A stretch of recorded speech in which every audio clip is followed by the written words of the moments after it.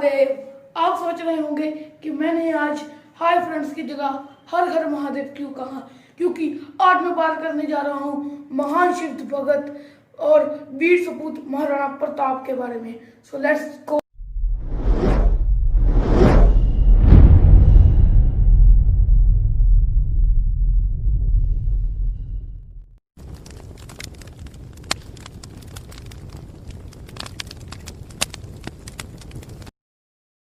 भारत के इतिहास में राजपूतों का एक महान स्थान रहा है। अपने वजन और वीरता के लिए जाने जाते थे, अपनी स्वाधीनता के लिए हमेशा लड़े हैं। कुछ राजाओं ने अनेक राज्यों पर राज किया, जिसमें मेवाड़ का विशेष स्थान है।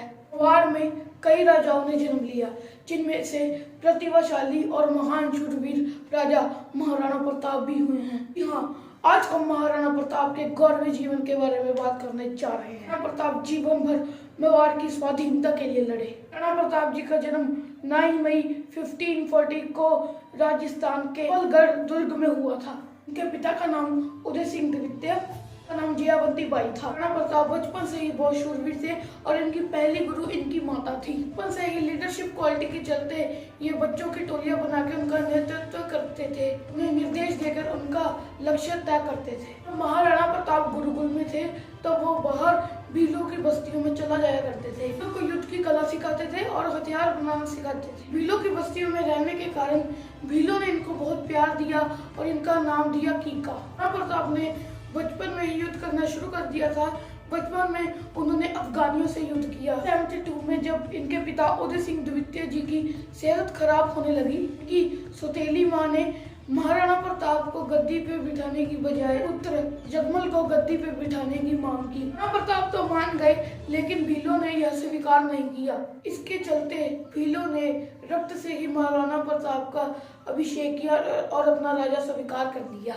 महाराणा प्रताप ने भीलों को लेकर मेवाड़ पे कूच की। भाई जगमल उनके आने की खबर सुनकर ही राजगद्दी छोड़कर भाग गया। 28 मई 1973 में महाराणा प्रताप ने राजगद्दी संभाली।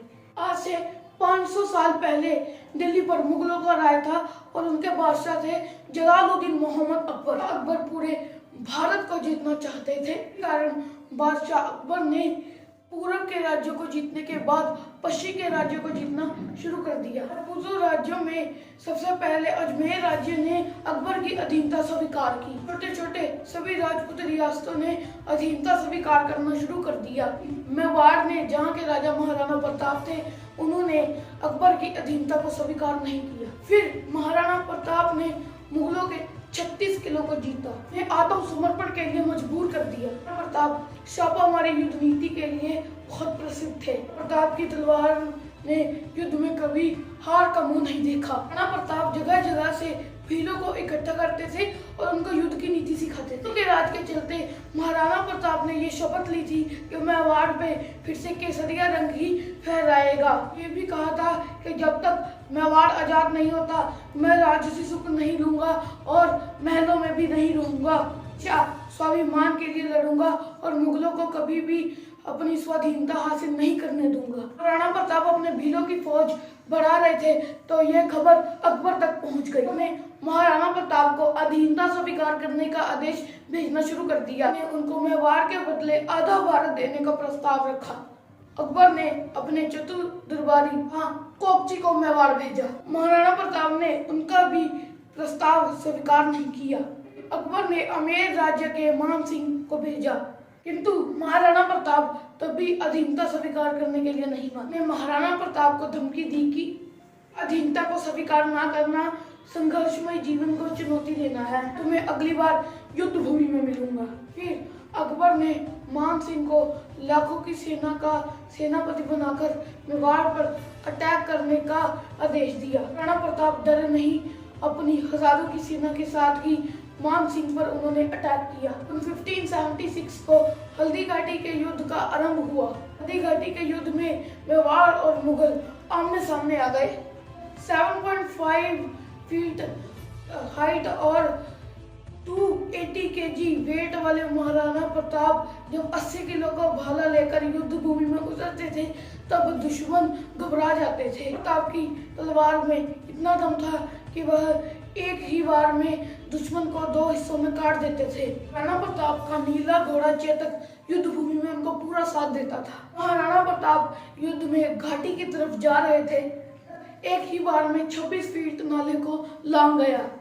यह चमत्कार देखती रह गई। उसमें चेतक के पैर में चोट आई और चेतक मर गया।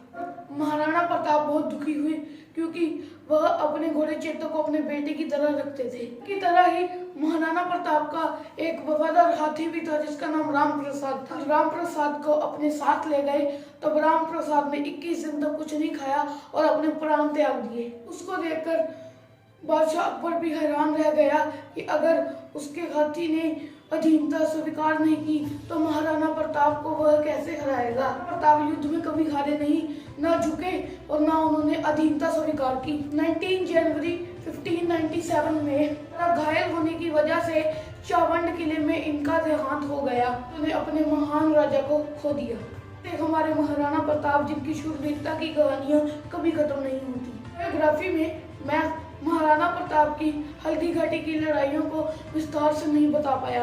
अगर आपको हल्दी घाटी की लड़ाई पर वीडियो चाहिए तो इस वीडियो पर 70 लाइक्स कंप्लीट कराओ और मैं हल्दी घाटी की वीडियो लेके आऊंगा। तो यही थी आज की वीडियो। अगर आपको ये वीडियो पसंद है तो लाइक करो, सब्सक्राइब करो मेरे चैनल को और बेल आइकन दबाना मत भूलना ताकि आपको मेरे वीडियोस की नोटिफिकेशन मिलती रहे। अगर आपने मुझे इंस्टा और फेसबुक पे फॉलो नहीं किया है तो जाके करो यार, links in the about section. तो बाकी मैं मिलता हूँ अगली वीडियो में, तब तक के लिए बाय बाय।